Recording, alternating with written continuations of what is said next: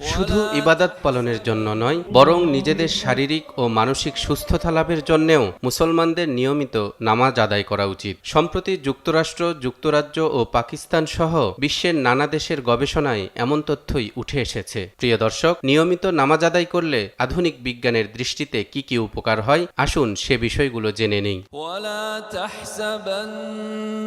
মানুষের বয়স বৃদ্ধির সাথে সাথে কোলেস্টেরল বা চর্বির দ্বারা দেহের শিরা উপশিরাগুলো সংকুচিত হতে থাকে, ফলে দেখা দেয় অসংখ্য রোগ ব্যাধি, যার মধ্যে উচ্চ রক্তচাপ, হৃদরোগ, অকালে বুড়িয়ে যাওয়া, ক্ষুধামন্দা অন্যতম।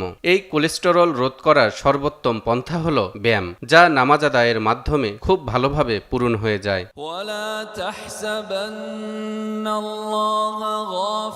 হাদিসে এসেছে, নিশ্চয়ই নামাজে শেফা ও আরোগ্য রয়েছে।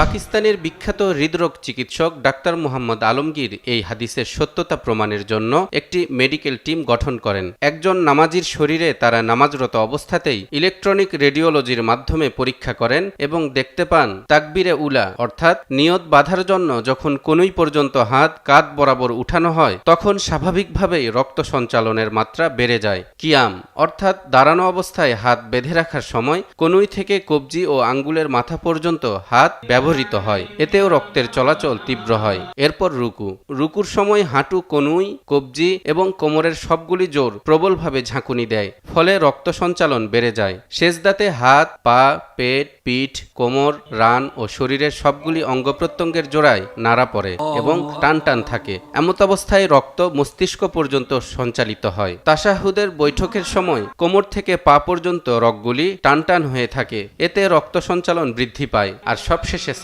সালাম ফেরানোর সময় গর্দানের দুই দিকের জোড়াগুলোই কাজ করে এবং গর্দান ঘুরানোর সময় রক্ত সঞ্চালন তীব্র হয়।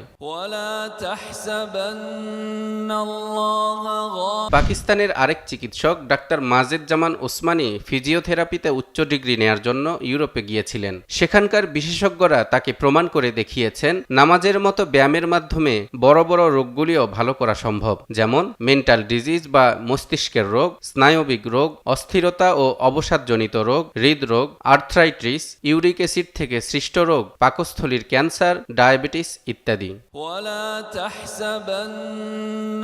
নামাজের প্রতিটা ধাপে ধাপে রক্তের এমন সঞ্চালন আর শারীরিক অনুশীলন দেখে অবাক পশ্চিমা বিজ্ঞানীরাও।